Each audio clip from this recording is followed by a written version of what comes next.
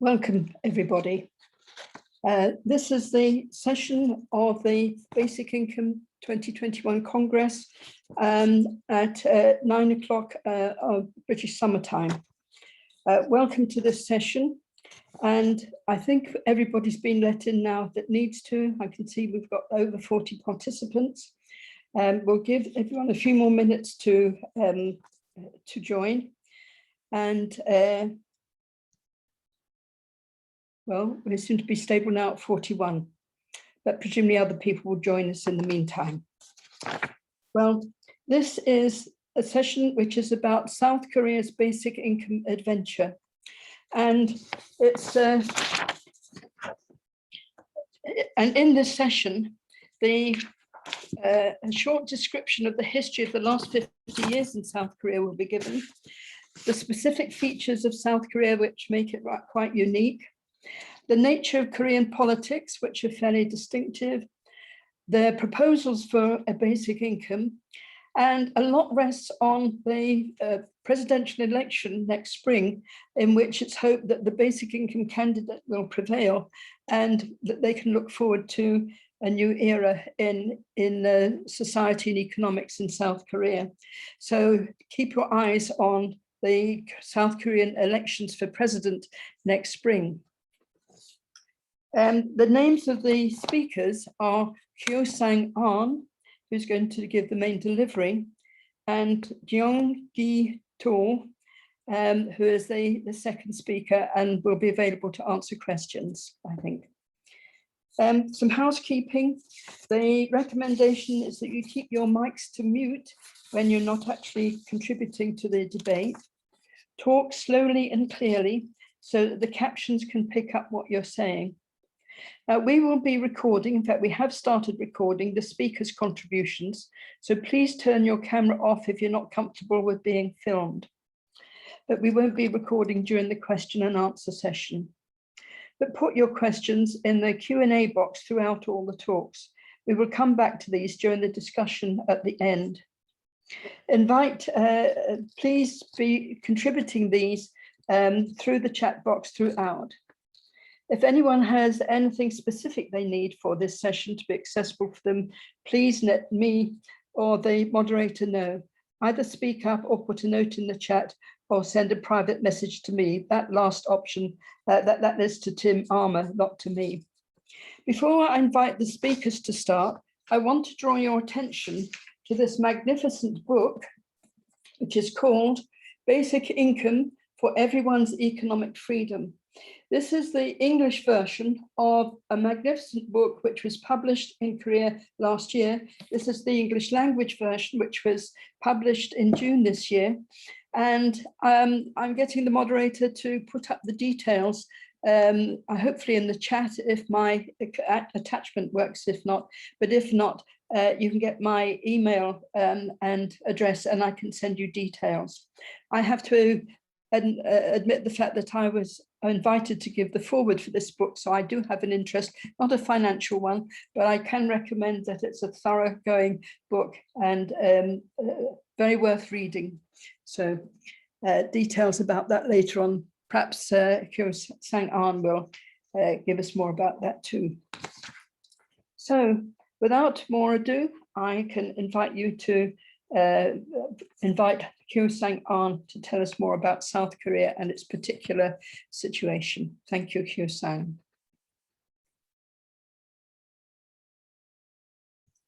You're mute. Thank you, Annie, for introducing us. Yeah. Okay. Good evening, good afternoon, or good morning. I'm Hyo Sang-an, Executive Director of Basic Income Korean Network. And with me, Jeong-gi, Professor of Gunsan National University, and she is also a board member of Basic Income Korean Network. Thank you for inviting us to the session, and I'm glad to have an opportunity to speak about the current situation and prospect for BI in Korea. Let me share my PowerPoint slide.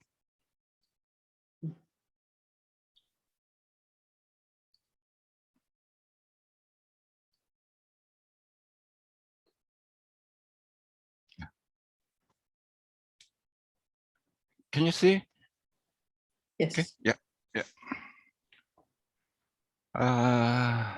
Our presentation is based upon a study on the experience in Gyeonggi province that is aimed to prove the feasibility of basic income in Korea.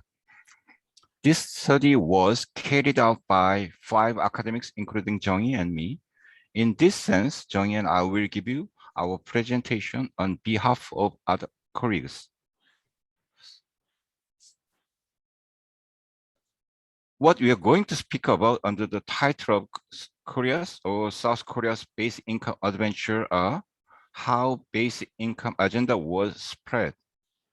What is its position in terms of its realization and the prospect for implementation of basic income. I'll start with the historical backgrounds, characteristics of democracy and industrialization, some changes after the Asian financial crisis in 1997, and the development of welfare state in Korea. And then we have to understand the futures of party politics and civic movements. Secondly, we'll trace the trajectory from debate on free school meals to the rise of basic income. Thirdly, I suggest the reasons why basic income agenda revived in 2020 against the backdrop of COVID-19. I'll explore which factors have made the basic income agenda have its current position. Finally, I'll end with the prospect for realization of basic income. We know that lots of people who support basic income across the world are watching, interestingly, what have been happening in Korea. But many people do not know exactly the current situation, not to speak of prospect of basic income in Korea, mainly due to physical distance as well as language barrier. So I had to decide that I would deliver our presentation as analyst, observer, activist, and correspondent simultaneously. Our presentation is a dense but rough historical and political future story because I had to make a long history short. But I want to keep in mind that there have been lots of people who strived for social justice and democracy in Korea behind our short story. Dynamics is a word that best characterizes Korean society in the second half of the 20th century. It's a surprising reversal from the immobility and heteronomy of Korea in the late 19th century and the early 20th century when it was on the brink of colonization. The source of the dynamism can be attributed to decolonization and modernization in the context of the Cold War that had its main feature as system competition, and the dynamism was expressed as industrialization and democratization. Two expressions were the forces that strengthen each other, being in time difference. And then we could see the confluence of two forces in 1987 when Korean people achieved the institutionalized democracy. There were two currents in the system of 1887. One is an impulse to expand the democracy supported by the growth of the labor movement and the various minorities' rights movement. The other was the power of the capital seeking freer economic activities beyond the control and scope of developmental states. In this sense, we saw the varied moves in the 90s that tried to find a new system after the earthquakes of democratization. Here, I have to add the shift of the progressives and the lefts. The progressives and the lefts, having the third was tendency, were divided into a few currents following the democratization and development of capitalism, the fall of Soviet system and the ongoing division of nation. We saw the nationalist tendency, militant trade unionism, social democracy, classical socialism, and so on. The tendency that would embrace basic income idea grew in this turbulence, while reflecting the experience of Soviets, still paid attention to the contradictions of capitalism. This tendency has gained the recognition that social transformation would depend on the people's power. Consequently, that would be a source that resonated with social republicanism when basic income idea arrived at South Korea. We think that the main aim and effect of basic income could be empowerment of people.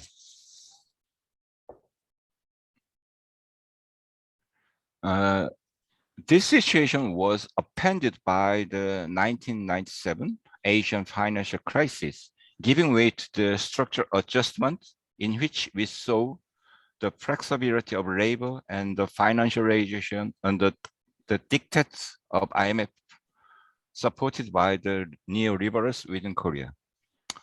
We saw following changes in the site where the tempest swept: dualization of economy, instability and insecurity of jobs and income, deepening of inequality and social polarization.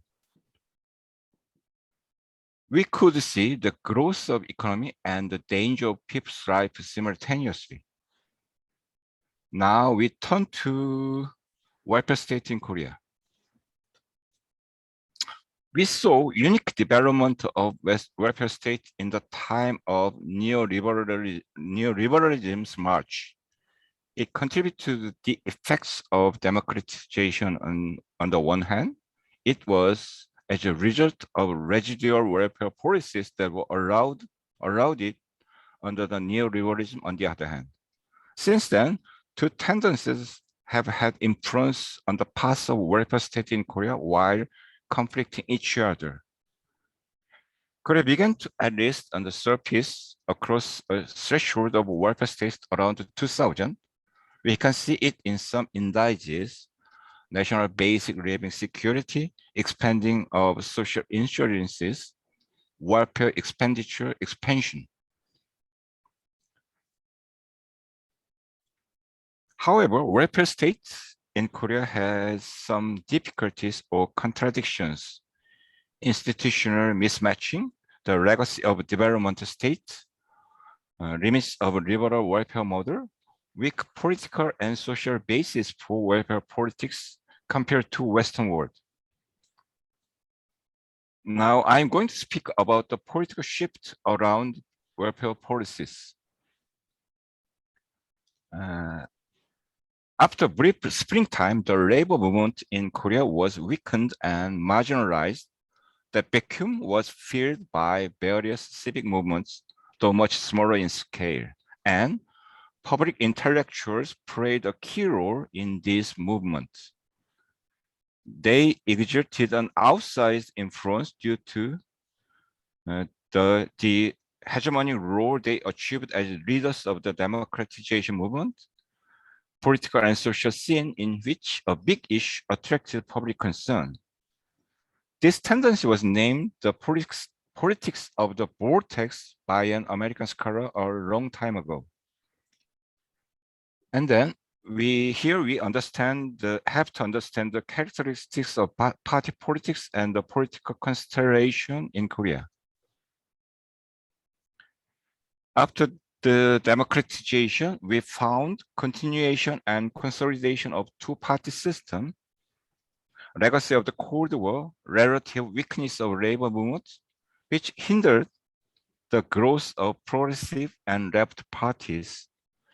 In this situation, progressives attempt to push their agenda through the Center Reformist Party, Democrats, and that formed the basis for the Progressive Center Alliance, which forms one avenue of reform in Korea. Center Reformists in their part welcomed this move to strengthen their party as long as progressives did not demand radical policies. Political Center Alliance, which formed within Democrats, has played a role in political and social reform. However, the reform always stopped at the front door of economic democratization and consolidation of social welfare under the influence of liberal or neoliberal ideology. However, we saw a surprising turning point in 2009 and 2010. It was debate around free school meals. At the time, we had conservative and neoliberal governments after 2 consecutive democratic governments. And we had support from the financial crisis and economic recession, which people around the world experienced. The demand for free school meals was an expression of people's inspiration for universal welfare, who experienced economic suffering as well as democratization. Since then, free school meals became a reference whenever demand for universal welfare provision rose. Even a conservative candidate promised universal basic pension in presidential election in 2012, even though she broke her promise and implemented basic pension for bottom 70% of old ages.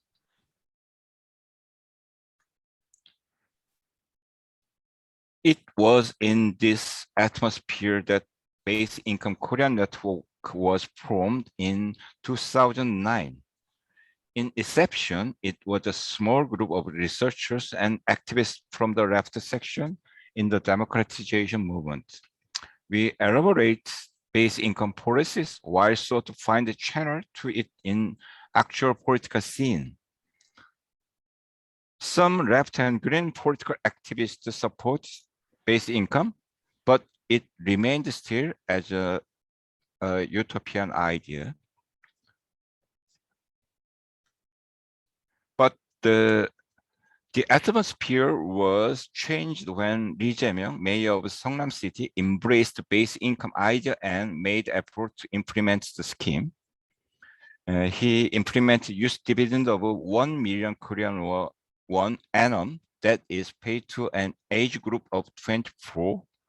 It was designed by leading members of Basic Income Korean Network. It was a pretty significant occasion when Seongnam City implemented youth dividend in 2016. We observed a few events that report to the rise of basic income idea and policy. Human Go player was defeated by AI AlphaGo, in which we could see glimpsed one aspect of the future without jobs. Some leading politicians expressed their concern for basic income. Basic Income Congress saw that attracted public and media attention, which helped people embrace it as a plausible policy. Finally, as said earlier, Seongnam City implemented youth dividend at the start of that year. The youth dividend program expanded to the whole of the province as Gyeonggi province youth basic income after Lee Jae-myung's election in 2018. Youth basic income is escape and yeah. Youth basic income is a part of a wider package combining with the establishment of basic income committee, discussion of farmers' basic income and rural area basic income experiments, emergency relief basic income in response to COVID-19 crisis. So Gyeonggi province became a laboratory and political epicenter for basic income. Now I turn to the rise and fall of basic income agenda in short period of time as in the ebb and flow of politics. Korean people took to the street protesting president's abuse of power and corruption and demanding a just society and restoration of democracy in fall and winter of 2016 and 2017. It was called Candlelight Revolution, in which people expressed many grievances and demanded social and economic reform. So the presidential election that was held after the impeachment in May became a battlefield in which almost all candidates fought with their social and economic reform front. Lee, mayor of Songnam City at the time, was a newcomer in center of national political scene. However, he rose as a competent rival to the incumbent President Moon Jae-in because he claimed strong economic reform as well as restoration of democracy based upon his experiences of implementing youth dividend.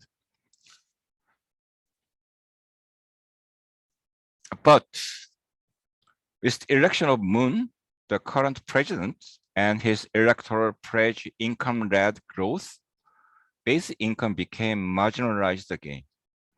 However, basic income was similar to a hidden dragon that waited proper time to fly. Basic income returned to the prominence at national level due to the COVID-19. With the twin crises of public health and economy, income disruption became commonplace, which opened the field basic income re-emerged. Demand for disaster or emergency basic income appeared at every corner of society. Government and the party in government have to respond to the crisis and to hear the demand before the general election in April last year.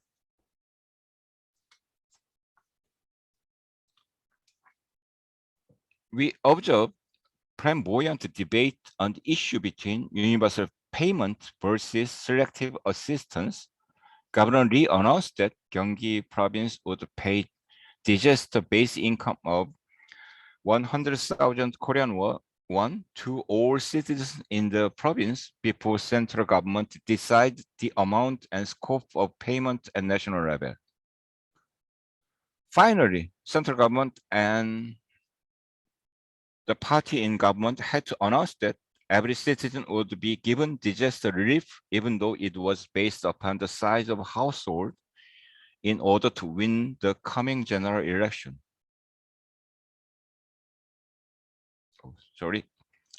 Disaster or basic emergency basic income and disaster relief were significant experience to the people in Korea, considering that Korean welfare state had been very weak and the people in Korea had almost never experienced the case, say, the public assistance without condition.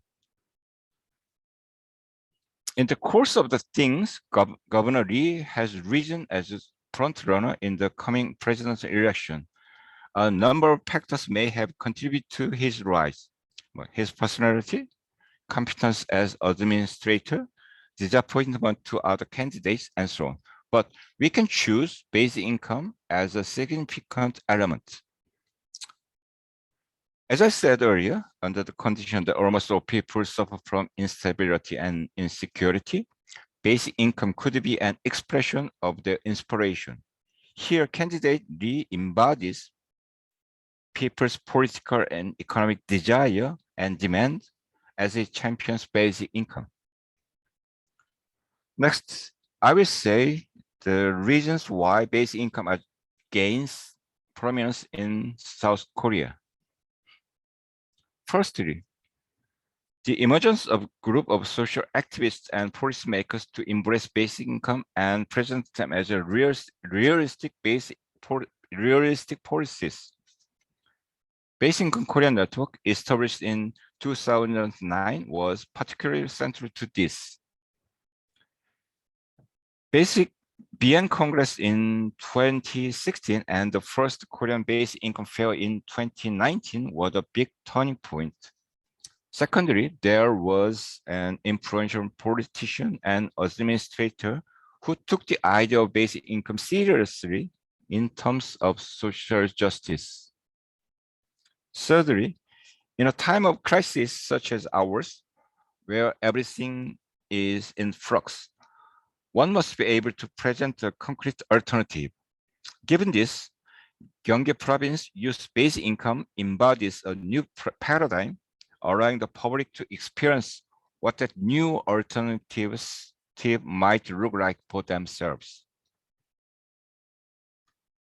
First, use-based income in Gyeonggi province was possible because of the dual status of local governments.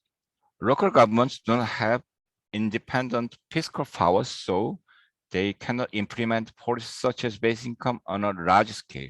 However, it was possible to do it on a small scale through budget savings, which allowed it to bypass the establishment opposition. Fifth, use-based income is a categorical based income. The difficulties of young people today are a worldwide phenomenon, and so it is the case in Korea. Use-based income became influential despite its small scale because of its focus on the socially prevalent issue. Sixth, and finally, the provision of basic income via local currency won over the small business owners to the program and show the potential for coalition building through basic income. Finally, I will present a prospect. What Governor Lee Jae-myung, who champions basic income, can win first the Democratic primary and then the presidential election, is still up in the air. Given the current political landscape and the balance of power, it is likely that we'll see a president with basic income as his main policy. So here we have his basic income platform. One, provision of basic income amounting to 1 million Korean won per annum to everyone, 2 million Korean won to 19 to 29 age group. To funding, land value tax, carbon tax, and fiscal savings and tax relief and exemption reform. 3, establishment of basic income committee to facilitate public discussion and implement a higher level of basic income. He said his final goal is 500,000 Korean won, about $450 to everyone.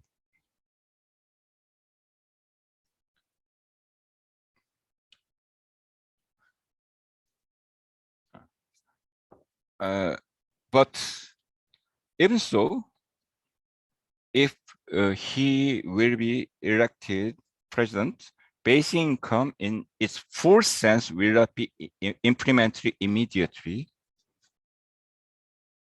Firstly, as everyone will know, there will be a transition period before basic income is fully implemented. Secondly, even if the president is behind it, basic income is still not the hegemonic paradigm. Thus, the key issue will be how to persuade and shift the established order, especially the majority of the National Assembly, bureaucrats, and civic movements towards basic income. And then a few days ago, Basic Income Korean Network released our blueprint, so-called roadmap. Its title is Social Transformation in Korea, Basic Income Roadmap by Realists. The key point of the roadmap is below. 1, the introduction of partial basic income of 300,000 won per month to everyone. 2, layering of basic income and income-based social insurance.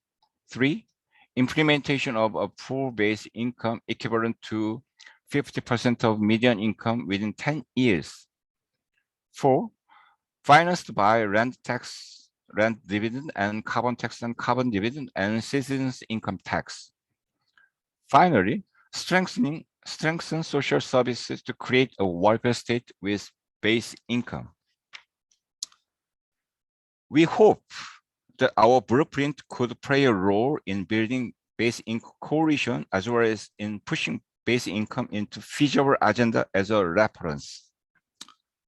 So we already formed a kind of umbrella organization, political collective action for base income, which could bring together individuals and groups that support base income, even though there are some disagreements about what is a feasible base income model and what is the aims of base income.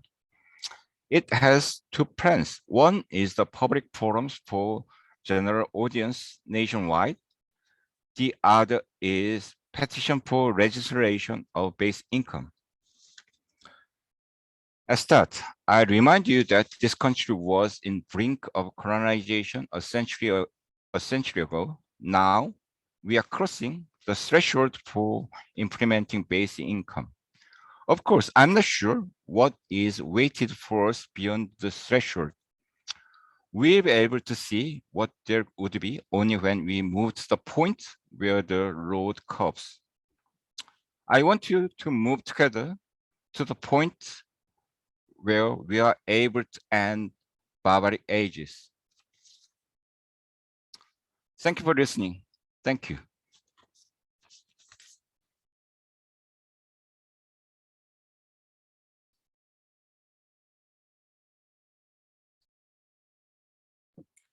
Thank you very much, Hyo-sang.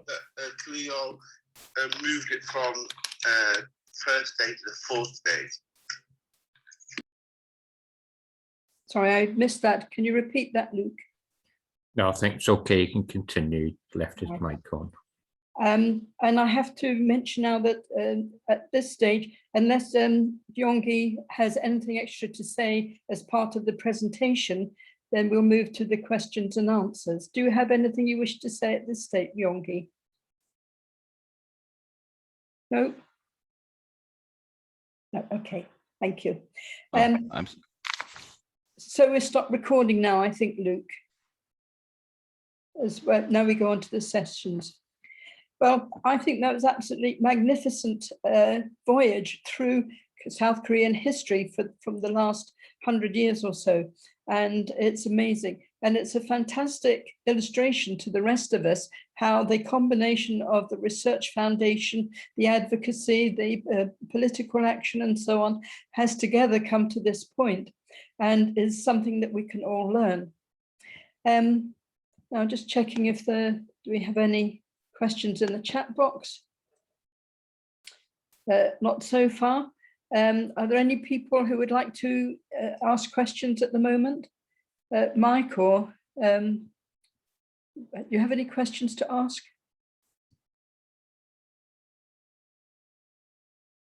There aren't any questions. Sorry, I was just checking. Right. Yeah. Maybe we could ask, what are your feelings about how sentiments are at the moment? How do you think the campaigns are developing? Is there a lot of media interest in basic income in South Korea?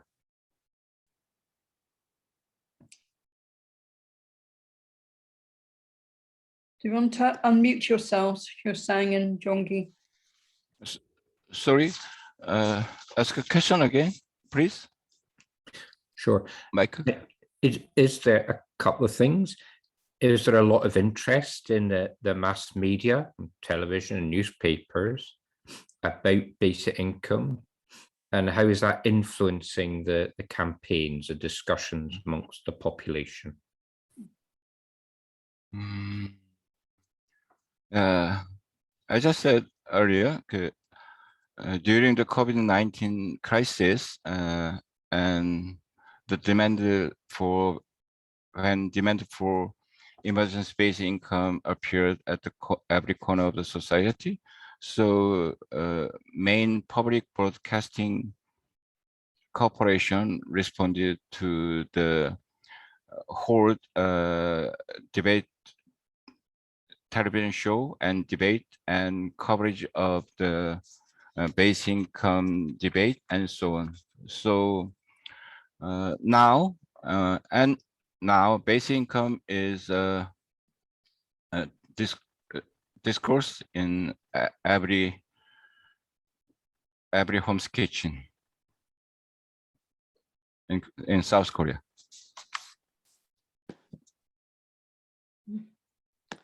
Thank you. I'm not accessing the Hoover app, so can someone else read out were there any questions there? Yeah, there's a question from Nicholas Malin who said, did the Basic Income Career Network help the president to get in the power? I imagine into power. Yeah, that's very tricky question. I think. Oh, sorry. Wait a minute.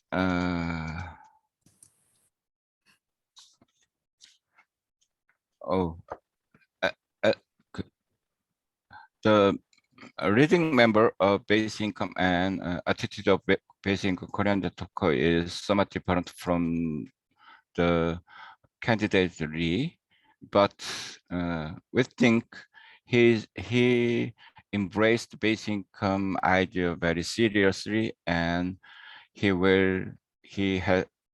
has a strong will to implement basic income. So, but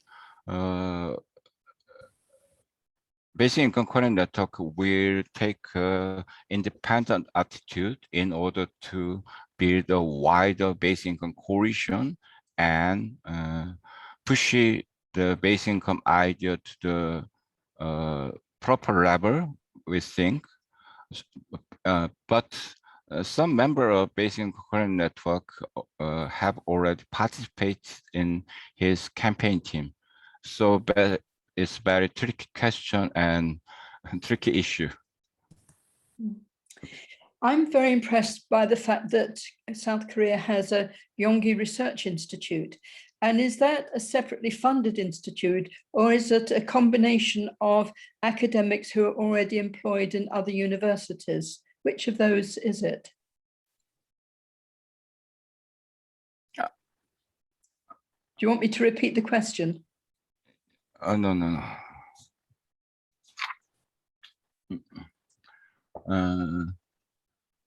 And do you ask how many academics embrace the basic income idea and do research on basic income? Yes. Yeah. Okay. I think we observed the very imbalance regarding the basic income issue. The front runner in presidential election take basic income as his electoral pledges, so it appeared very strong. But in general, especially in academic world, there are a few basic income supporters. So there to date there is no official program or institute in universities that doing that to basic income research. We are reading members of Basic Income Korean Network is a kind of island in the huge sea. Right. We've got another question here, Annie, if that's all Yeah. right, from Good. Paul Harnett. He asks, is there a paper on carbon tax and dividend? Will the tax include the carbon footprint of imports? And is it not possible to tax wealth rather than income to fund a basic income? A lot of questions in one there. Can you repeat them, Luke, if that helps? Yeah, absolutely. So the question is about whether there's a carbon tax, a paper on carbon tax and a dividend paid from that. Will that tax include the carbon footprint of imports? And is it not possible to tax wealth rather than income to fund basic income?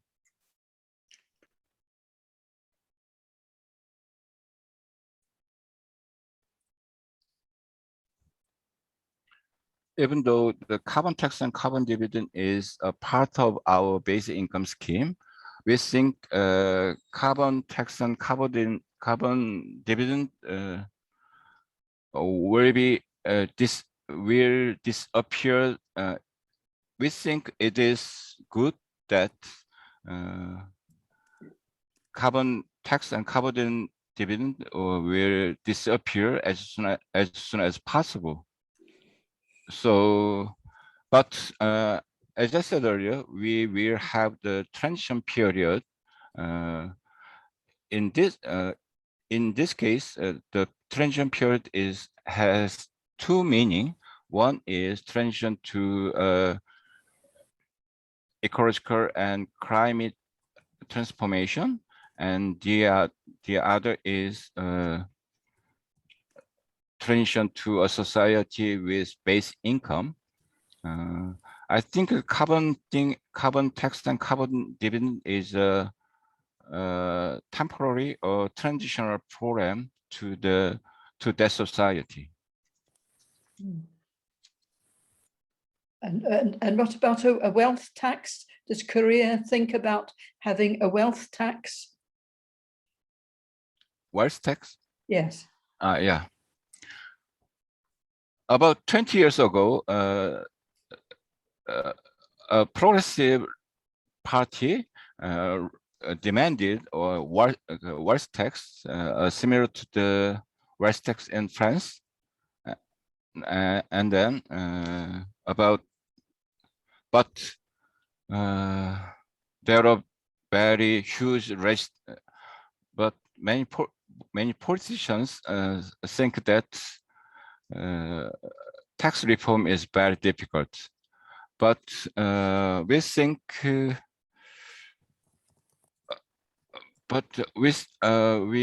we consider wealth tax. We contained wealth tax in our blueprint, but we did not decide it. We contained it because we pay attention to the commonwealth. So we have a serious problem in Korea. One is the rising of housing price and serious environmental problem. So we paid attention to the land problem and environmental problem, and then we chose the citizens' basic income, which is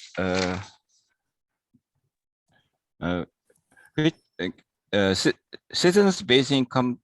Citizens' income tax is from the idea that everyone gains a certain amount of benefit from the historical and social inheritance. So we think so. It is justice that we make money from the citizens' income tax based on idea of commonwealth. Thank you. Any more questions, Luke?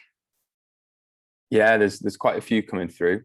There's one from Antonis, which asks about whether the pilot has increased awareness about basic income and its benefits to society, not simply in Gyeonggi and among young recipients, but in other demographics as well.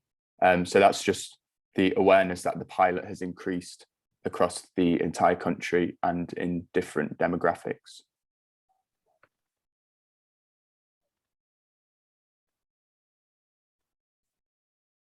Did you get that, Hyosong? Has the Gyeonggi experiment raised awareness across the whole of South Korea?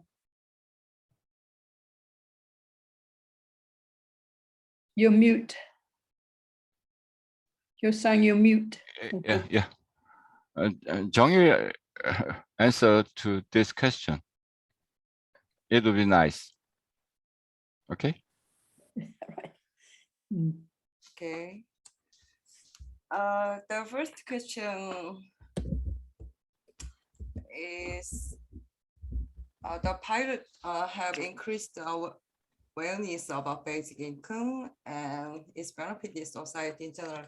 The answer is yes, because in Amazon's basic income, especially,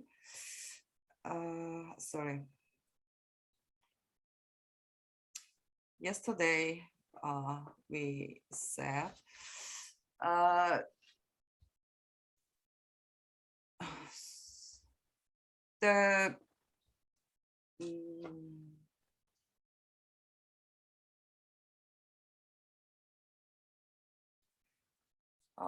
the Gyeonggi youth basic income the level is very low level, but the experience of basic income played an important role in Korea. Even if they did not receive the basic income directly, the experience of receiving the youth basic income from family members and people around them lead to support for basic income. So Gyeonggi residents were more supportive of the universal emergency basic income. So the pilot or policy of Gyeonggi youth basic income and Amazon's basic income is important in Korea. And the second question is in general aspect, not only in Gyeonggi and among the young recipients, but in other demographics. Yes, there are some limits. It is especially Gyeonggi youth basic income is categorical basic income. And the scale and scope are very limited because youth basic income and Amazon's basic income are implemented by local government that does not have authority to impose taxes. Local governments without power to implement new tax have no choice. So implement BI scheme at a low level and narrow range. In this context, we have to consider Gyeonggi youth basic income as a low level categorical basic income.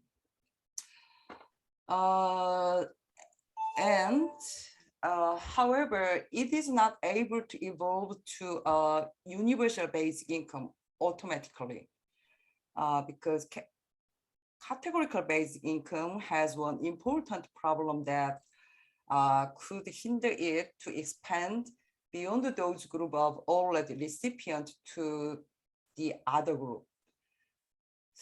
So we need to another leap to achieve UBI nationwide. Sometimes Amazon's basic income is play important role in Korea. So the question is very difficult for me, but I think next election, that is big issue, and I think Gyeonggi's experience will influence that. Thank you. Luke, another question? Yes, Martin Osborne asks, there is a basic income party in South Korea. How have the basic income Korean network interacted with them? Has their emergence been helpful?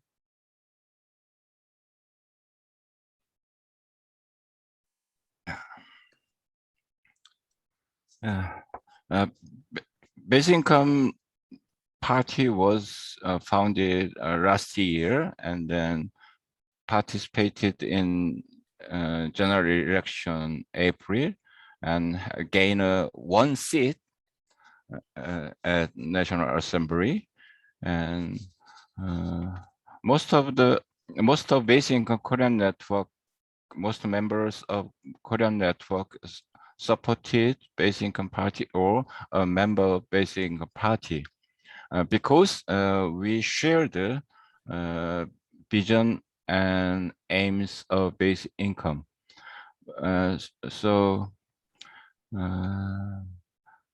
Considering the stubborn two-party system and conservative political atmosphere, it's very achievable and surprising thing. We have only have a tribune at the National Assembly, even though it is only one. So it is very power to spread or promulgate basic income idea and discourse and policies. So, but they have only one seat and very small party. I'm not sure it will how much influence it will how much influence in the next presidential election. Thank you. Keep the questions coming in the chat on Hoover for those who haven't asked any already. Simon Jones asked earlier whether you had noticed a rise in youth entrepreneurship.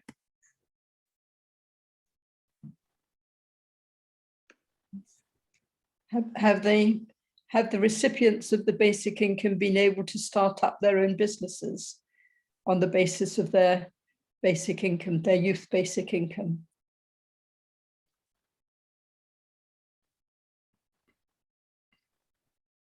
Any sorry, pardon?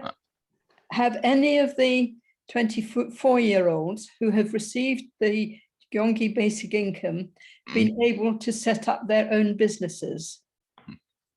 No. No. We can find. No, not yet anyway. Yeah. And it's a small basic income also. Yeah, it's very because of its amount of very small. Yep. Yeah. A question from Alina Claudis. What do you think most convinced your politicians? And that was something I was going to ask in terms of how you'd advise other countries to go about putting pressure on their elected officials to further the cause of basic income. So what do you think it was that most convinced your politicians to go down this route?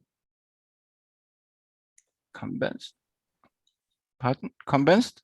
Persuaded. Convinced?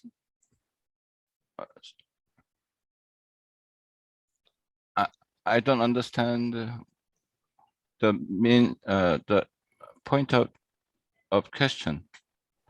What persuaded your politicians most? Okay.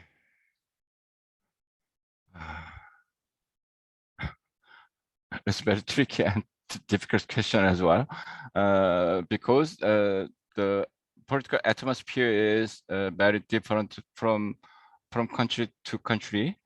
But so I tried to explain the historical background and political scene and consideration. I think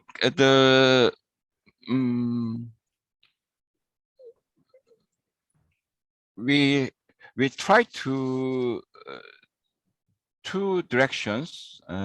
We try to persuade politicians on two dimensions. One is to form a strong civic movements and to present a plausible policy.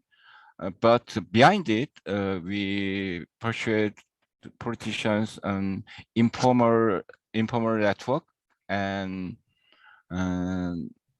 making a political and personal relations. it is in Korea. Korea is very centralized nation in terms of every aspect of society. So we, to be honest, we know while personally in each other in political class and social movement, those who in politics and social movements. So I think it is possible. We persuade the reading politics. We could persuade leading politicians because we have two level of effort. As I said earlier, one is to a strong social movement and elaborate project of policy, and then persuade in informal or personal networks. But I don't think any other country could copy this process or model of politics. I'm not sure. Thank you. Another question here, which is asking about the polls for the election in March and what they are looking like right now. Yeah.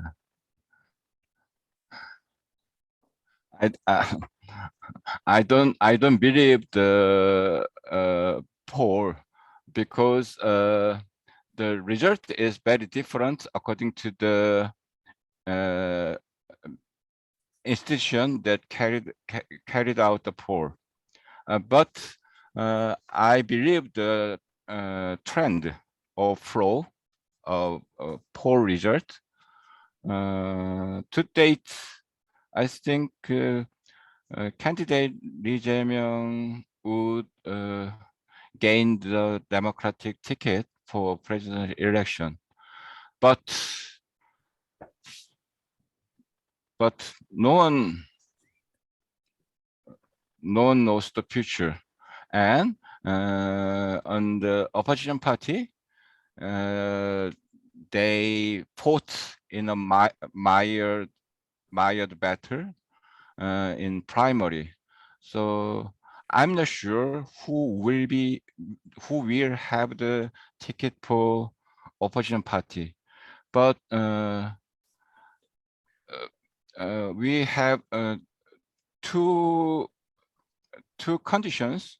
I think in personality, I think the Lee Jae-myung could win the presidential election, but the political atmosphere is not advantage to him, because current governments failed to meet the people's demand in the last 4 years.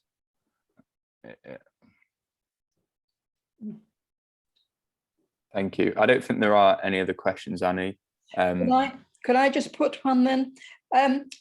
Certainly in the UK, although there's some very keen advocates of basic income, the general level of knowledge about basic income in the population is still very small.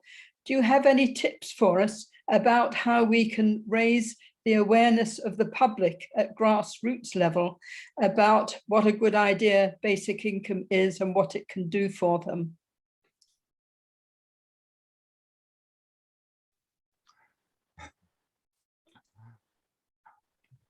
I don't have any approachable tip to you, but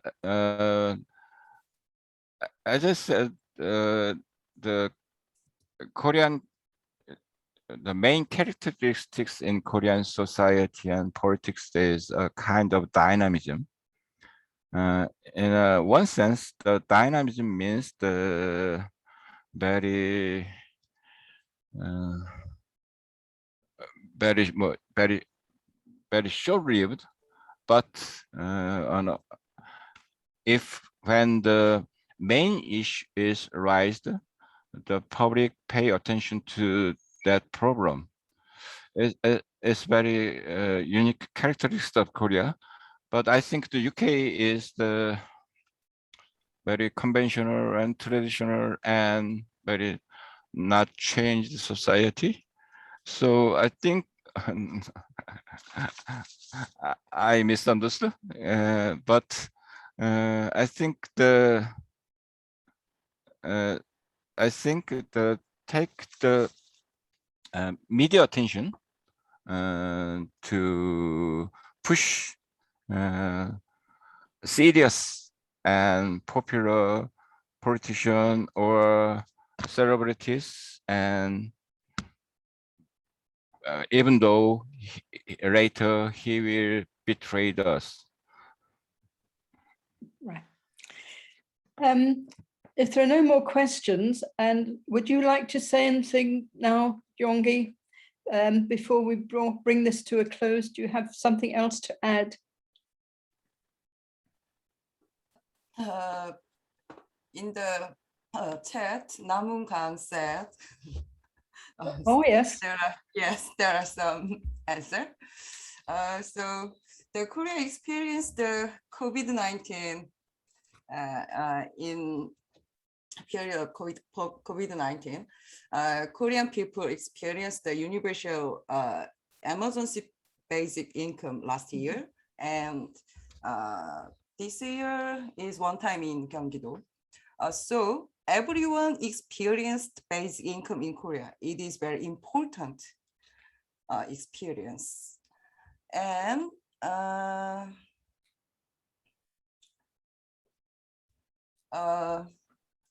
next election, I don't know that result, but Namungang